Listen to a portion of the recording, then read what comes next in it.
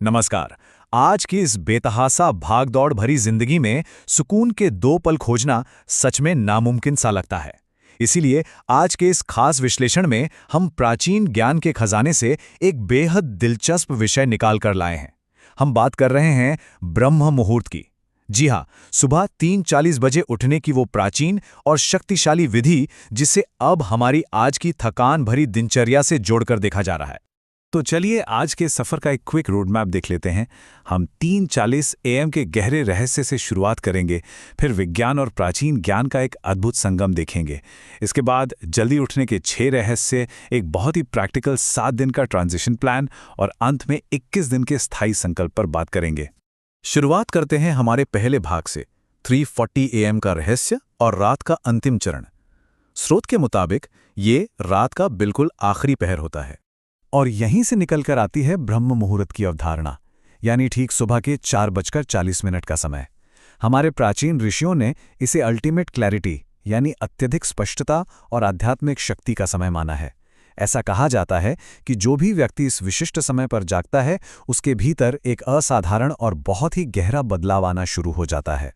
अब बढ़ते हैं दूसरे भाग की तरफ, जहां विज्ञान और प्राचीन ज्ञान आपस में मिलते हैं, विशेष रूप से दीर्घायु या लंबी उम्र की खोज में। यहां महर्षि पतंजलि के योग सूत्र का एक बहुत ही बुनियादी लेकिन महत्वपूर्ण निर्देश ध्यान देने लायक है। ब्राह्मे मुहूर्ते उत्तिष्ठेत, यानी ठीक इसी समय उठना चाहिए। क्यों?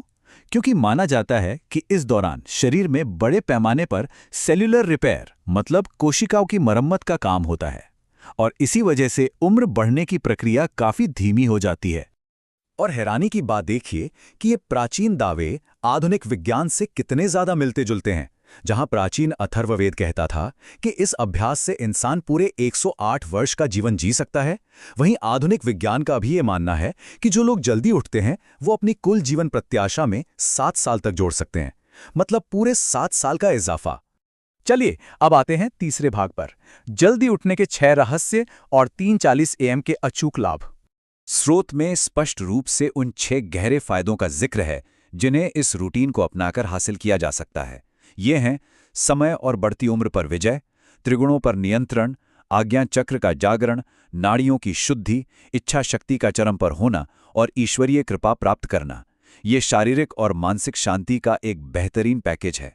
इसमें से दूसरे रहस्य को अगर हम गहराई से समझें तो हमें तमस और सत्व के बीच का भारी अंतर साफ दिखाई देगा। गहरी रात का तमस मानो अंधकार और आलस्य का प्रतीक है, एकदम भारीपन। लेकिन इसके ठीक विपरीत 3:40 AM पर जो सत्व मौजूद होता है वो पूर्ण शुद्धता और शांति लाता है। एक तरह से मन दर्पण की तरह एकदम निर्मल हो जाता है। और तीसरे रहस्य की बात करें तो ये भी बेहद दिलचस्प है। प्राचीन काल में जिसे तीसरा नेत्र या आज्ञा चक्र कहा जाता था, आधुनिक विज्ञान उसे ही पीनियल ग्लैंड कहता है। मजे की बात यह है कि ठीक 3:30 बजे AM पर हमारे शरीर में मेलाटोनिन का उत्पादन अपने एकदम चरम पर होता है, जिससे ये चक्र अपने आप नेचुरली सक्रिय हो जाता है।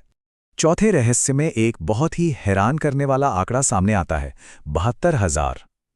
योग शास्त्र बताता है कि मानव शरीर में ठीक 72,000 नाड़ियां या कह लें कि सूक्ष्म ऊर्जा चैनल होते हैं और सुबह 3:40 बजे उपलब्ध उस घनी बिल्कुल साफ हवा के माध्यम से इन सभी नाड़ियों की गहरी सफाई यानी शुद्धिकरण होता है।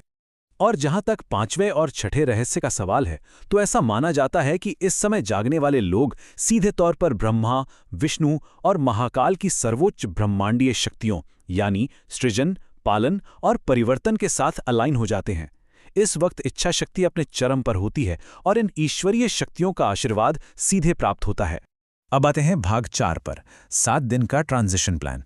और सच कहूं तो ये इस पूरे विश्लेषण का सबसे ज्यादा व्यवहारिक और जरूरी हिस्सा है, क्योंकि सीधे 3:40 का अलार्म लगाना बहुत भारी पड़ सकता है। देखिए, स्रोत में अचानक बदलाव के खतरों पर साफ चेतावनी दी गई है। अगर कोई भी व्यक्ति बिना तैयारी के सीधे 4:40 बजे उठने की कोशिश करता है तो नर्वस सिस्टम को एक बहुत बड़ा शॉक लगता है। इससे मानसिक संकल्प टूट जाता है और यही वजह है कि 95% लोग कुछ ही दिनों में बुरी तरह फेल हो जाते हैं। इसलिए सफलता के लिए एक स्टेप बाय स्टेप क्रमिक शुरुआत ही एकमात्र सुरक्षित रास्ता है। तो ये रहा वो 7 दिन का एडजस्टमेंट फेज जिसे अपनाना सबसे ज्यादा जरूरी है। पहले और दूसरे दिन शुरुआत करनी है सुबह 6 बजे से, फिर तीसरे और चौथे दिन इसे खिसकाकर 5 बजे करना है। पांचवें और छठे दिन का समय होगा 4:15 और अंततः 7वें दिन तक 3:40 AM के उस अंतिम लक्ष्य को बहुत ही आराम से बिना किसी शारीरिक झटके के प्राप्त किया जा सकता है। 7 दिन के इस प्लान के बाद आता है अंतिम भाग 5, 21 दिन का संकल्प। 7वें दिन 3:40 AM के लक्ष्य तक सफलतापूर्वक पहुंचने के बाद ही असली चुनौती शुरू होती है। इस बिंदु पर स्रोत का स्पष्ट कहना है कि ये 21 दिन का कमिटमेंट कोई कैजुअल सा एक्सपेरिमेंट या शौक नहीं है, बल्कि ये एक बहुत ही कठोर साधना है। लगातार 21 दिनों तक बिना एक भी दिन चूके इस रूटीन का पालन करने से ही ये एक स्थायी और जीवन बदलने वाली आदत बन पाती है। असल में इस 21 दिन के संकल्प को पूरा करना भगवान शिव के त्रिशूल के 3 शूलों को जीतने के समान बताया गया है। ये 3 तत्व हैं, शरीर यानी काया, हमारा चंचल मन और आत्मा। जब इन तीनों पर विजय प्राप्त होती है तभी सही मायनों में एक पूर्ण आंतरिक रूपांतरण हो पाता है। तो इस पूरे विश्लेषण के अंत में एक बहुत ही गहरा सवाल छोड़कर जाते हैं। जब पूरी दुनिया गहरी नींद में सो रही होती है, तब जागने वाले का असली उद्देश्य आखिर क्या है? बाकी दुनिया से पहले उठने का वास्तविक अर्थ क्या है? शायद इस सवाल की गहराई को समझने के बाद आने वाली हर सुबह कभी भी पहले जैसी नहीं रहेगी।